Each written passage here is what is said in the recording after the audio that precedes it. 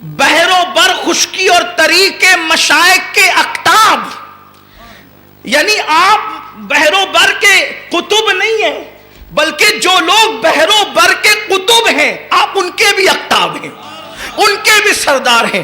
یہ مرتبہ سرکار غریب نواز کے بارگاہ رسالت سے تو اللہ فرماتا ہے مجھے تردد ہوتا ہے جب میں کسی ولی کی، مومن کامل کی موت کا فیصلہ کرنے لگتا ہوں۔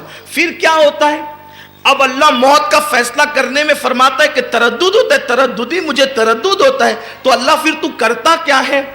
تو حدیث پاک میں آتا ہے اللہ کرتا یہ ہے کہ اس کی موت کا فیصلہ کرنے سے پہلے اللہ اس ولی کے پاس فرشتوں کو بھیجتا ہے۔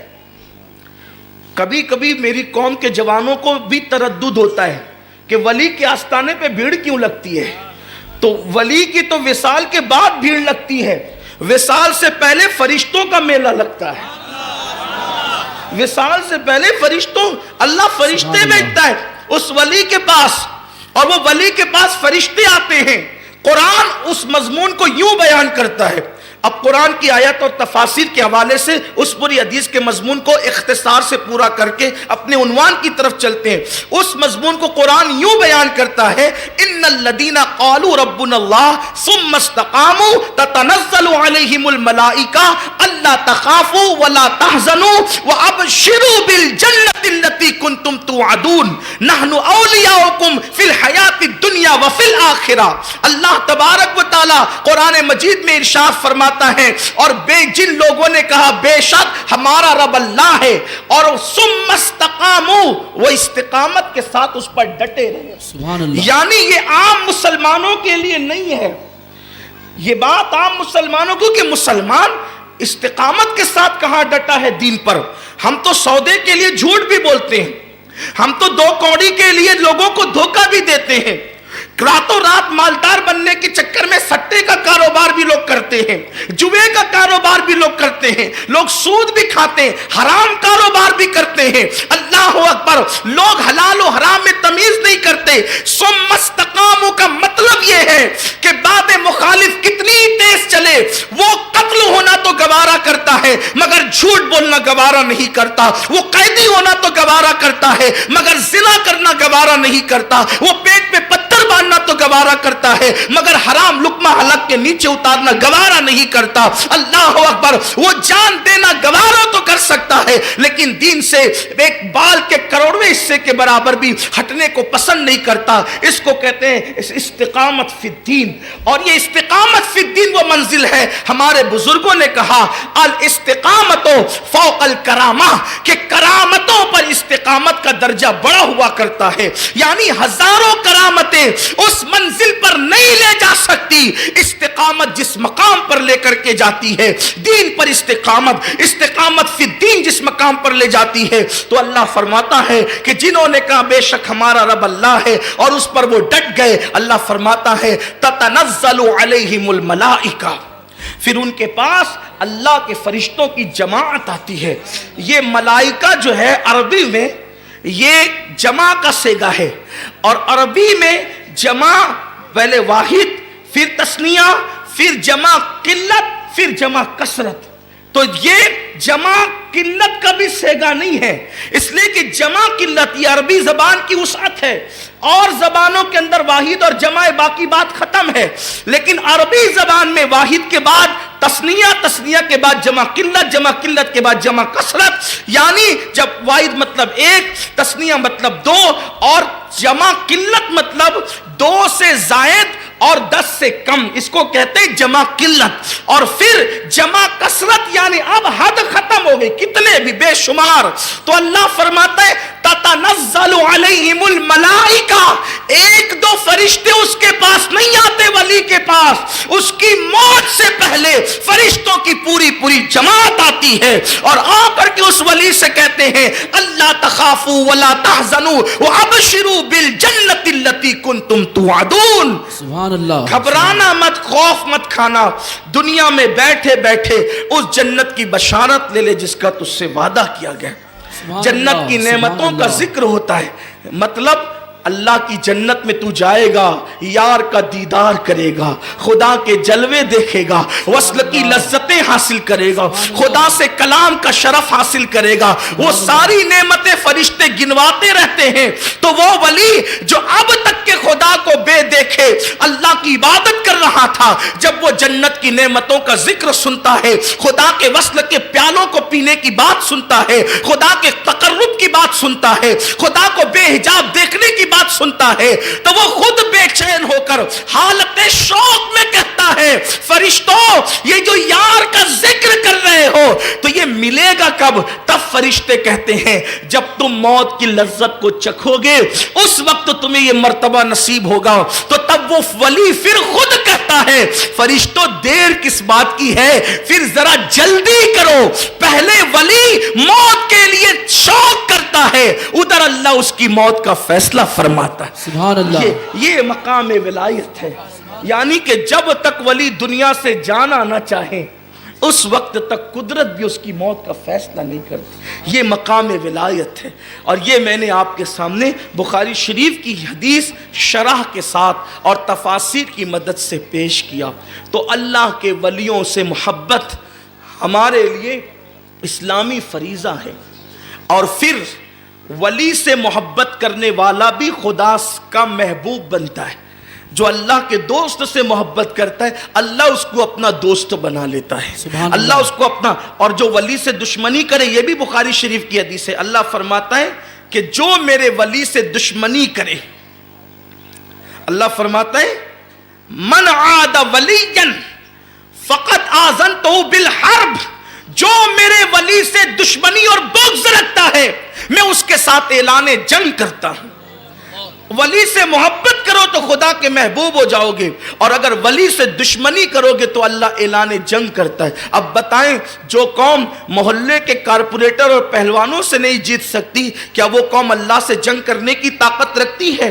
امت مسلمہ کے بارے میں یہ جو لوگ کہتے ہیں کہ مولانا یہ قوم کچلتی کیوں ہے، یہ قوم پھسلتی کیوں ہے، مسلم بستیوں سے دھواں کیوں اٹھ رہا ہے، مسلم بستیاں بے گورو کفن تڑپ کیوں رہی ہے، یہ سسکتی ہوئی قوم کیوں ہے، یہ خدا کی رحمت کی طلبگار امت خدا کی رحمت سے محروم کیوں کر دی گئی ہے؟ کہیں اس کی ایک وجہ یہ تو نہیں کہ دلوں کے اندر ولیوں سے عداوت ہو گئی، ہیروں سے محبت ہو گئی، ولیوں سے عداوت ہو گئی، دنیا داروں سے محبت ہو گئی، ولیوں سے عداوت ہو گئی۔ اچھی طرح یاد رکھنا کہ ولی جو ہوتا ہے نا، ولی کبھی کبھی دل میں شیطان یہ خیال پیدا کرتا ہے کہ ولی کے آستانے پہ جا کر ملتا کیا ہے۔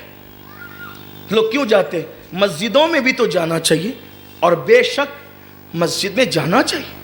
ہمارے کسی ولی کا آستانہ مسجد سے ہٹ کر نہیں ہے۔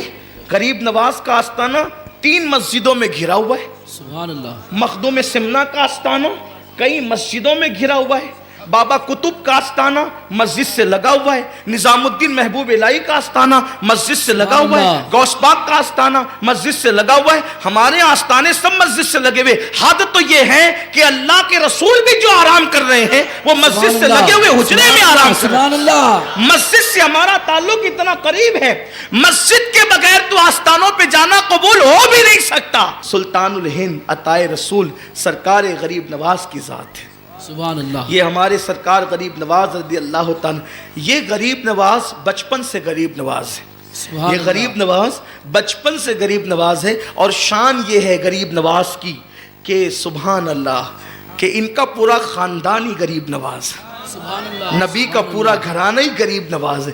آؤ در زہرا پر پھیلائے ہوئے دامن، نسلیں ہیں کریموں کی لجپال گھرانہ ہے۔ اس خاندان سے کبھی کوئی مایوس نہیں جاتا۔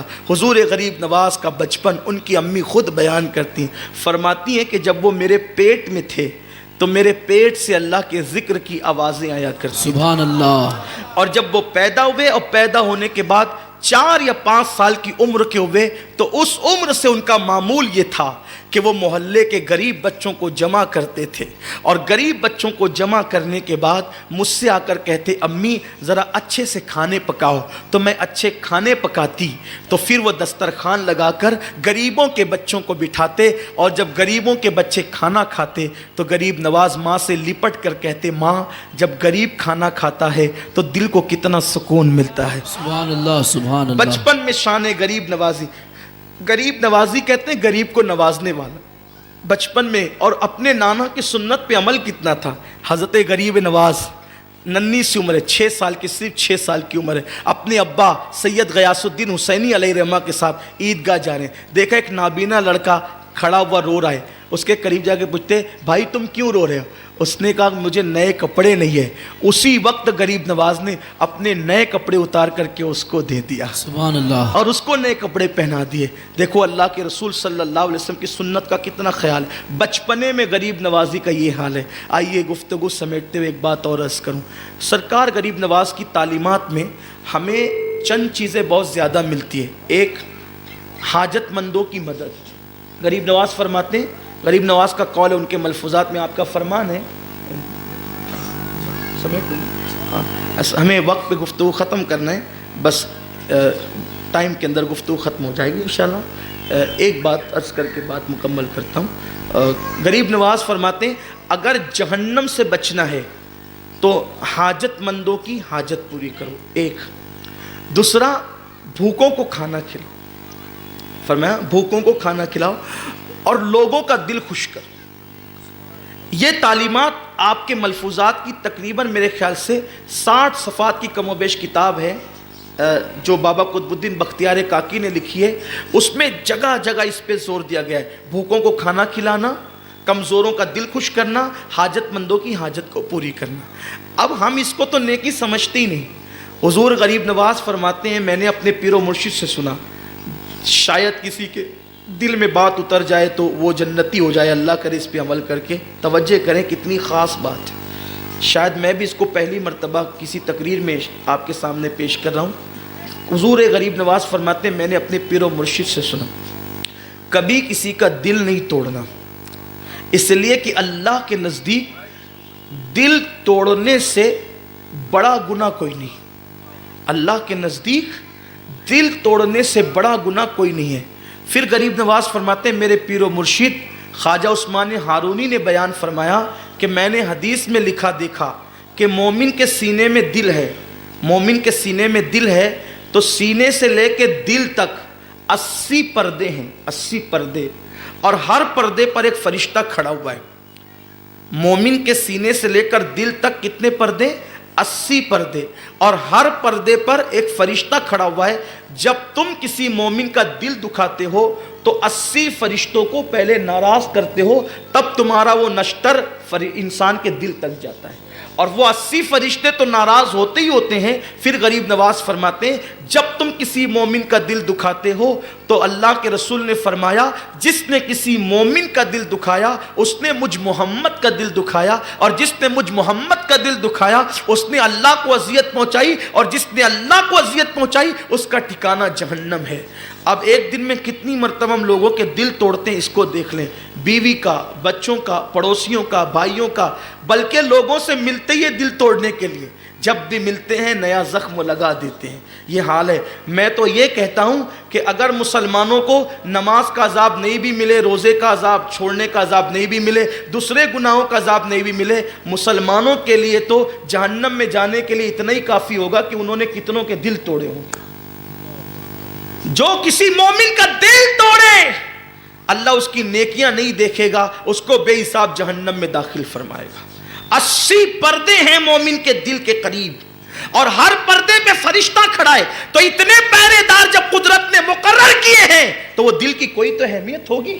اسی لیے کہا گیا کہ اگر روزے توڑنے پڑے نفل روزے تو روزے توڑ دو، مگر کسی مومن کا دل مت توڑو، کیونکہ نفل روزے کی قضا تو ہو سکتی ہے لیکن مومن کا دل توڑا اس کی قضا نہیں ہو سکتی۔ اور مومن تو مومن ہے، کسی کافر کا بھی دل مت توڑو، کسی انسان کا دل مت توڑو۔ سرکار غریب نواز رضی اللہ تعالی کیا لوگوں کے ساتھ سلوک کرتے تھے، 90 لاکھ کو کلمہ پڑھایا، ایک کے منہ پہ تماچا بھی نہیں مارا۔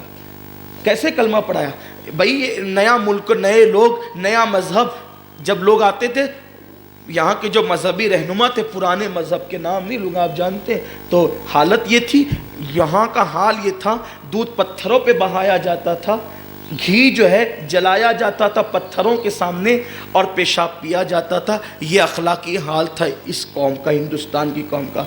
दूध बहाते थे, घी जलाते थे, पेशाब को ग़िज़ा बनाते थे, ये हालत थी। गरीब नवाज आए तो भौचाल आ गया। मुनाजरे के लिए लोग आते, दूर दूर से आते, अल्लाह एक कैसे हैं, नबी मोहम्मद रसूल कैसे हैं, ये दीन इस्लाम क्या है, मुनाजरा करो, मुनाजरा करो।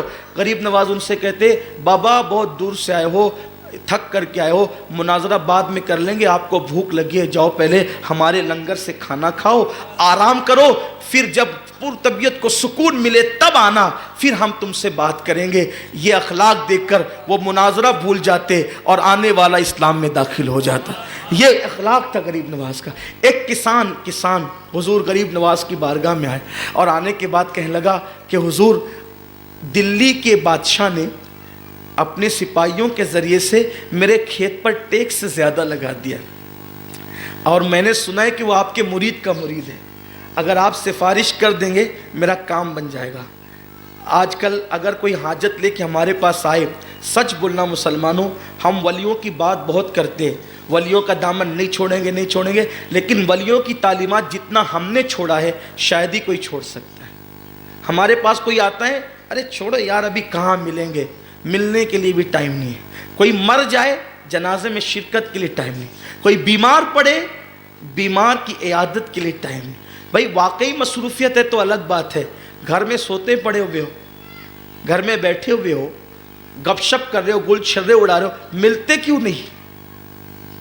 सरकार गरीब नवाज फरमाते हैं, अगर कोई मोमिन या कोई इंसान अपनी हाजत लेकर मिलने के लिए आया है, और अगर तुम नफिल इबादत कर रहे हो या वजीफा कर रहे हो, वजीफा छोड़ो, नफिल छोड़ो, उसकी हाजत पूरी करो, इसलिए कि किसी मुसलमान की हाजत रवाई के लिए, उसका काम बनाने के लिए चलना, यानी उसको बाल्फाज दिगर अपने अल्फाज के जामे में कहूं, सोशल वर्क के लिए अपने घर से निकलना। मस्जिद नबवी में हर कदम के बदले में इतना सवाब मिलता है, मस्जिद नबवी में 1 साल के एतिकाफ से ज्यादा सवाब अल्लाह किसी मुसलमान की हाजत रवाई में चलने के लिए अता करता है। जी ठीक है, मैंने जो उन्वान शुरू किया था किसान वाला, वो किसी और मौके से पेश कर देंगे।